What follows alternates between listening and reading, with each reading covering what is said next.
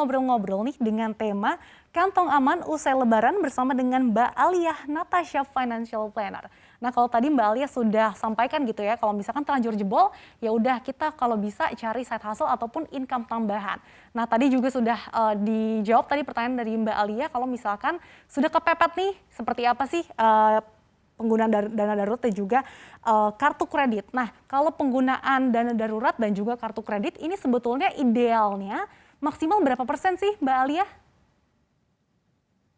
Oke.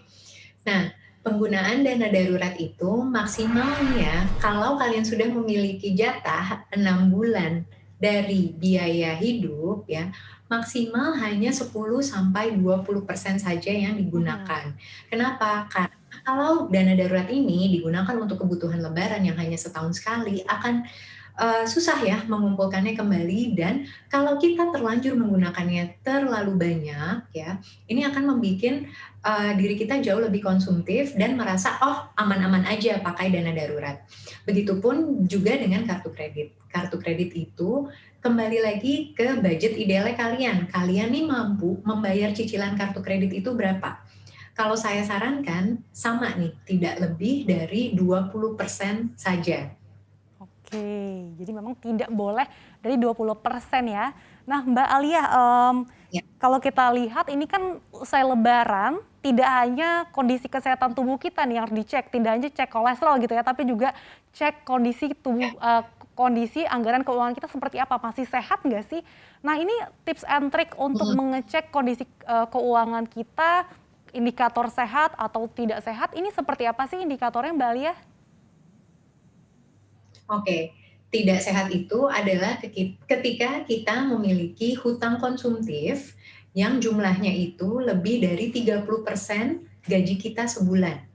Nah, Mhm. itu tidak sehat tuh, Oke.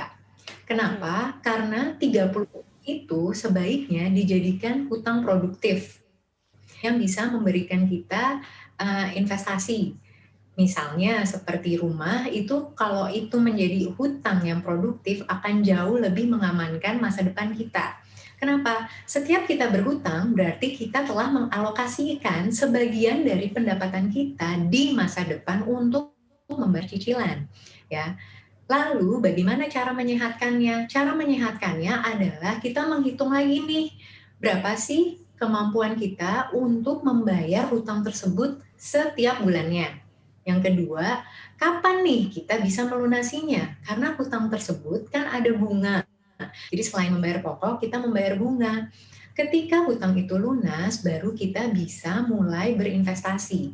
Ya, jadi kalau kita tidak memiliki tujuan untuk melunasi hutang, ya biasanya kita akan membiarkan hutang itu nyaman dan bersahabat dalam lifestyle financial kita. Hal ini tentunya yang berbahaya. Kenapa? Karena seharusnya mindset berinvestasi itu bisa tumbuh setelah kita meniadakan hutang. Gitu, Sa. Oke, menarik sekali Mbak Alia. Nah, Mbak Alia tadi kan kita juga sudah ngobrol-ngobrol nih soal kalau misalkan keuangan kita nih terlanjur jebol nih seperti apa. Tadi kan Mbak Alia juga sudah sampaikan kita bisa melakukan side hustle ataupun Ya, mencari income tambahan. Nah, kalau mau berinvestasi ya. nih, sebetulnya produk instrumen investasi apa sih yang tepat nih untuk bisa menutupi keuangan kita nih yang sudah terlanjur boncos? Oke, biasanya tergantung lagi nih, kalian punya uang atau enggak, ya. Karena investasi itu baru bisa dilakukan kalau memang kita punya uang, Mhm. ya. Biar kita tidak boncos, seharusnya hal pertama yang kita lakukan sebenarnya bukan investasi nih, tapi Oke. adalah melakukan budgeting dan merencanakan. Kenapa? Perencanaan keuangan itu adalah untuk mencegah kamu, ya, untuk mendisiplinkan kamu untuk kamu punya limit terkait spending dan alokasi-alokasi lainnya, termasuk hutang. Nah, kalau memang hutang ini sudah lunas, baru kita bisa berinvestasi. Nah, investasi apa yang cocok dan aman? Beberapa pilihannya. Kalau kalian baru mulai berinvestasi, saya sarankan untuk memilih yang memberikan fixed return. Mungkin tidak terlalu suka nih dengan deposito di masa tren suku bunga yang rendah saat ini. Tapi kita bisa melihat namanya reksadana pasar uang ataupun reksadana pendapatan tetap. Jika memang kita memiliki uang THR, ya, sisa-sisa THR yang jumlahnya cukup besar, 20 ataupun 30%, saya sarankan sekarang kita mulai berinvestasi untuk medium term dengan melihat reksadana ETF. Kenapa? ETF ini sangat erat dengan indeks. Dan saya percaya potensi Indonesia dalam jangka midterm ini, pertumbuhan indeks akan segera IHSG-nya bisa menembus ke rekor 6.000 nih, karena udah kelamaan sideways. Untuk teman-teman mungkin yang sudah ahli saham pasti udah tahu kalau misalnya pergerakan harga-harga komoditas ini sudah cukup naik. Tapi kembali lagi, untuk investasi memang harus disesuaikan dengan profil resiko, time horizon, dan juga appetite, bagaimana toleransi kita menerima kehilangan atas resiko tersebut. Oke, jadi memang harus balik lagi nih profil risiko kita seperti apa, time horizon, dan yang penting tadi Ya, harus bisa menghitung atau mengkalkulasi resiko yang bisa kita dapatkan atau terima gimana ya Mbak Alia. Nah ini sudah ada lagi nih pertanyaan sosial media yang sudah terpilih dari @saputra Turnip. Wah ini pertanyaannya kayaknya pertanyaan sejuta umat nih Mbak Alia. Perlu nggak sih self reward kalau kita berhasil menahan godaan keimpulsifan akan berbelanja? Nah sebelum Mbak Alia jawab, kami ucapkan selamat ya kepada para pemenang oke. karena mendapatkan brizi senilai Rp500.000.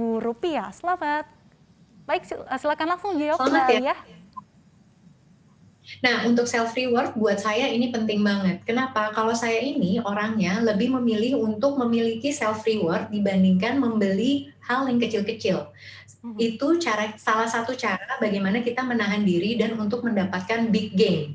Ya, self rewardnya justru jauh lebih besar ketika kita mampu menahan godaan-godaan shopping yang terkutuk setiap bulannya. Kita bisa mengalokasikan investasi setiap bulannya dan pertumbuhan investasi itu jauh lebih subur dalam hitungan waktu 1 tahun. Biasanya memang saya memberikan diri saya self reward annual karena rasanya jauh lebih luar biasa, Sa. Oke, jadi memang perlu ya bahwa kita bisa memiliki self reward gitu karena kita sudah berhasil mengalahkan keinginan untuk beli ini dan beli itu nih Mbak Alia. Nah, usai lebaran ini kan Ya. kita harus bekerja lagi nih menghadapi realita gitu ya, menjalani rutinitas lagi. Nah, seperti apa sih tips mengolah keuangan usai lebaran nih supaya kita keuangannya lebih siap dan juga nggak boncos lagi nih kayak pas lebaran? Oke, tips mengatur keuangan setelah lebaran adalah setiap bulannya kalian tidak usah menunggu lebaran, kalian do the budgeting, ya. Yang kedua, ya, dengan budgeting itu kalian udah tahu nih berapa alokasi yang sesuai dengan kebutuhan dan kemampuan kalian untuk mencicipi lifestyle yang sesuai.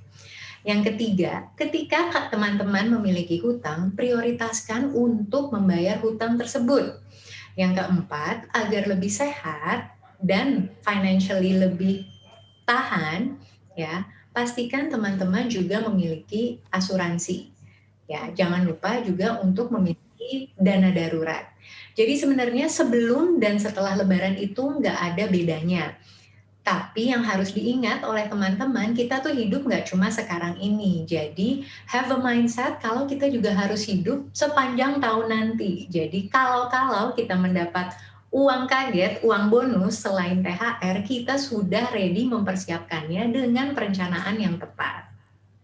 Oke, jadi itulah tadi pentingnya melakukan perencanaan keuangan yang tepat gitu ya Mbak Lia. Nah tadi kalau dari awal ini kan sudah direncanakan nih, sudah dialokasikan juga budgetingnya seperti apa, supaya ketika menjelang lebaran gitu sudah tahu nih pos-pos mana saja yang harus dianggarkan. Nah tipsnya ini supaya kita bisa tetap disiplin dan komitmen nih, ini kan yang paling sulit nih Mbak Lia untuk bisa menjaga komitmen supaya enggak outside gitu dari yang sudah kita alokasikan ini. Oke, yang pertama adalah motivasi diri kamu, kamu nggak mau selamanya susah, ya. Di mana titik poin income kamu sekarang, kamu harus tumbuh ke depannya. Kalau tidak ada motivasi dari diri sendiri, akan susah mendisiplinkan money habit kamu. Yang kedua, salah satu cara yang saya coba adalah financial detox. Ya, caranya tuh bagaimana? Buat beberapa hari dalam satu kalender bulan di mana kalian tidak boleh spend sama sekali.